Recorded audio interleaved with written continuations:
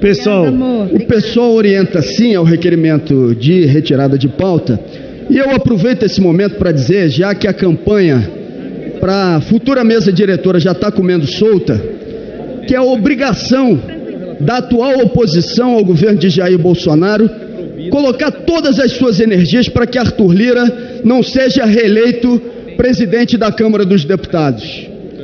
Se você quer que a reforma administrativa não seja aprovada, nós temos que derrotar Arthur Lira.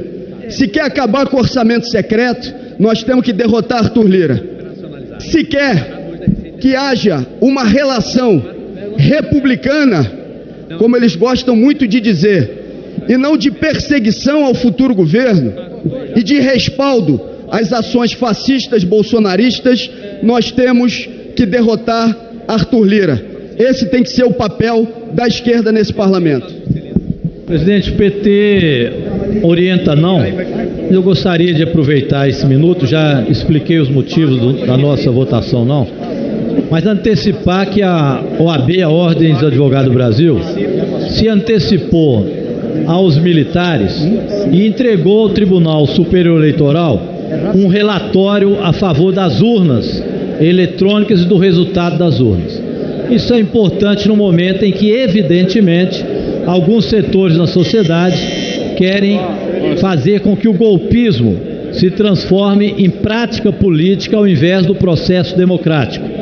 Jair Bolsonaro foi rejeitado nas urnas, perdeu as eleições e, mesmo assim, ele estuma seus partidários radicalizados a tentar desobedecer o processo democrático. A OAB, que foi testemunha de tudo isso, se adiantou o processo para evitar, mais uma vez, táticas golpistas. Que votou no nosso mandato, na continuidade do nosso mandato.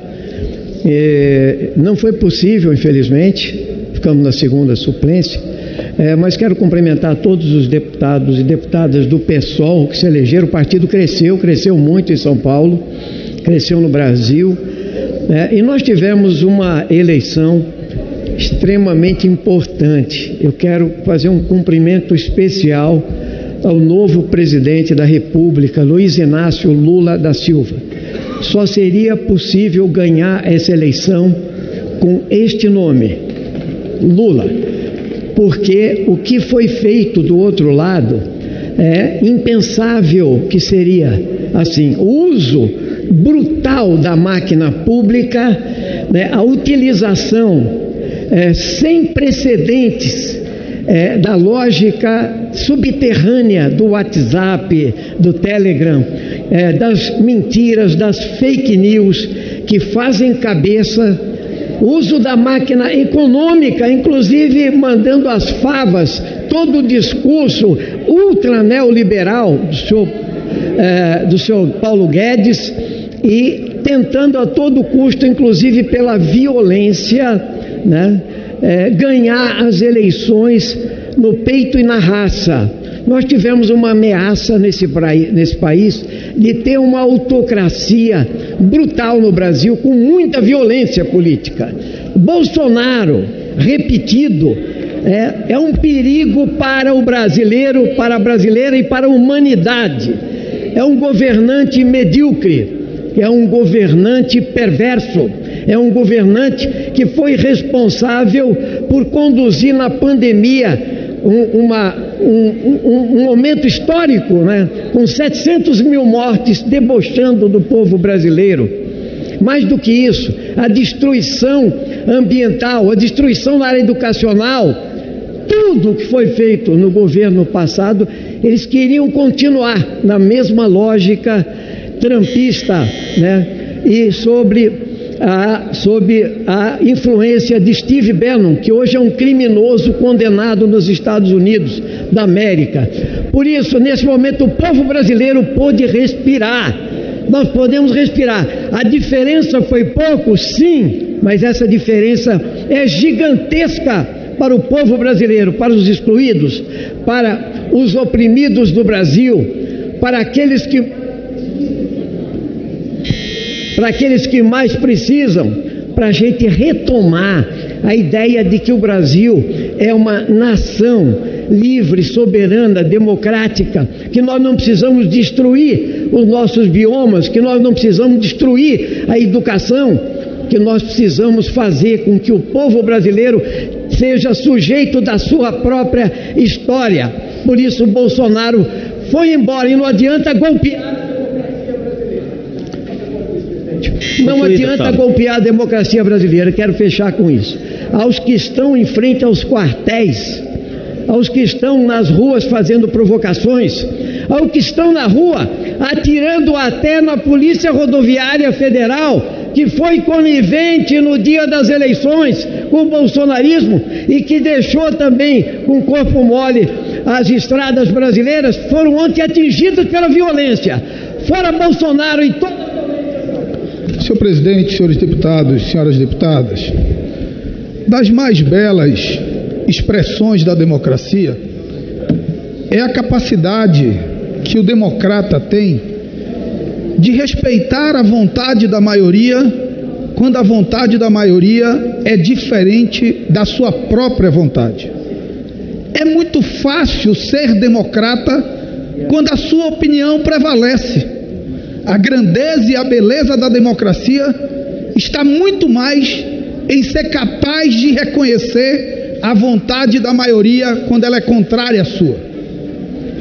Eu perdi a minha reeleição de deputado federal e reconheço como legítima a expressão da vontade do povo do meu estado do Amazonas e torço para que os eleitos bem cumpram o mandato honrosamente recebido pela maioria da gente da minha terra. E por isso é tão angustiante assistir a conduta patética, ridícula, de agora há pouco do presidente do PL, Valdemar da Costa Neto, que convocou uma coletiva para dizer que o PL não reconhece o resultado eleitoral.